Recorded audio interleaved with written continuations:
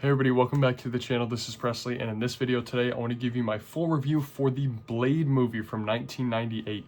Now, this was a very surprise hit for me. Blade has been a trilogy that my girlfriend and I have been wanting to watch for a little bit now, and even after they added him into Rivals, we kind of wanted to see what this character was about because neither her nor I really know anything about Blade. And honestly, I thought this movie was pretty great. Now, it is showing its age a little bit. It's from 1998, so it's already about 28 years old. And it is definitely showing its age in terms of effects and some of the action shots as they choose, some of the dialogue.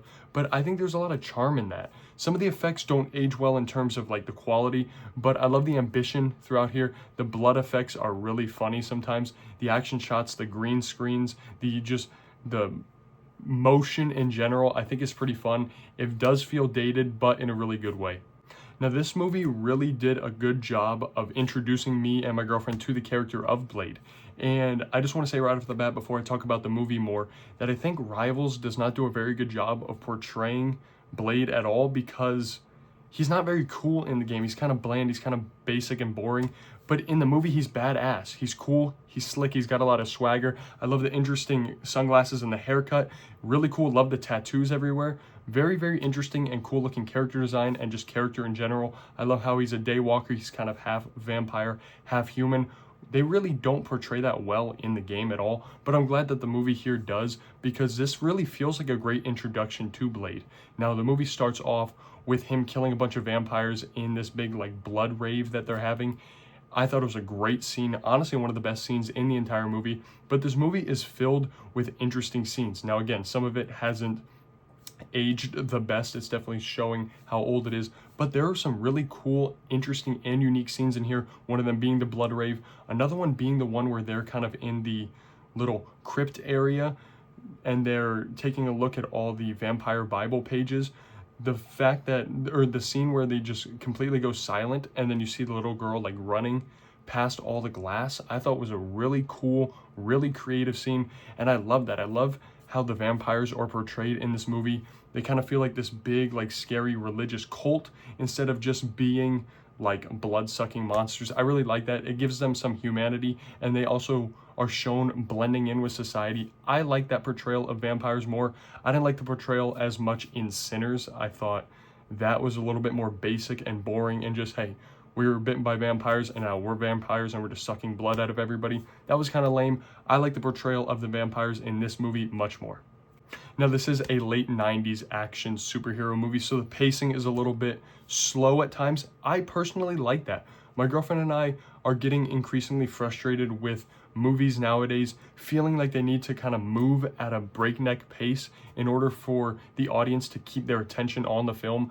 I like when movies give you a little bit of time to slow down, explain things a little bit, and just settle and simmer with these characters for a little while before going on the next adventure. And through this movie, we do that a lot. We have a lot of time with Whistler and the main female lead as well as Blade, all interacting with each other, speaking about what's going on in this world, the fact that vampires are overtaking society. They bought out the police and they're just blending in with normal humans every day. I like that. I like the slowness as well, but it feels like there's still a lot going on. It doesn't feel empty. It doesn't feel dry. It just feels like every scene really gives you time to sit with it in this world.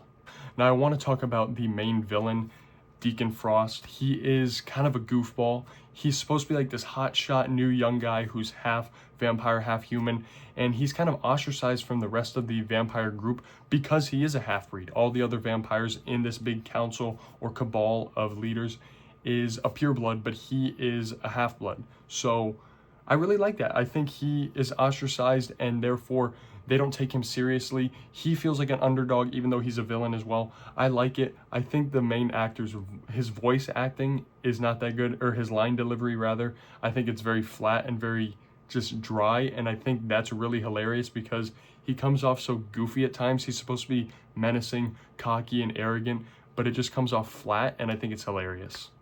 Now, overall, yes, I want to speak about the effects and the CGI and things like that one more time because there's some ambition throughout here, especially towards the end when Deacon Frost has to get all of these vampires together to summon the blood god, La Mangra. I think it is very ambitious, to say the least. Him draining all their blood, killing them and then the skeletons flying out of their mouths is such an interesting, funny, and just like almost goofy way to do things. The blood effects literally being like copy and pasted over the film instead of actually like, they could have easily filled vials with red liquid and made it look like blood, but they like painted it over in After Effects, and it was so funny, so goofy. And then when towards the very end, Deacon Frost actually becomes the blood god, he has these blood powers where his eyes are red, and Blade cuts off his limbs, literally cuts him in half, and then he uses these blood particles to come back together. It's so wonky, it's so out there, and yes, it doesn't look the best by modern 2026 standards, but it is really fun, enjoyable, made us chuckle a little bit, and we had to give it A for effort. So overall, yes, I think Blade was definitely a surprising film to both my girlfriend and I. I had to give this movie a 3.5 stars out of 5 because, again, there's some things about it that are a little bit wonky, a little bit goofy, but overall, very solid, much, much better than I thought it would be. And this character, the version of this character, is much, much cooler than the Marvel Rivals version. I'm excited now to read the Blade comics because I want to learn more about him. I think he's really cool, filled with a lot of swagger, and my girlfriend had to give this movie a 4 stars out of 5, by the way. Let me know in the comments down below if you have watched Blade yet. We're excited to watch Blade 2, but if you have watched Blade, what were your thoughts, what were your opinions, and most importantly, what was your rating? Again, I gave it a 3.5 stars out of 5, and with that being said, thank you so very much for watching this review. Please make sure to like, comment, and hit that subscribe button. I'll see you later.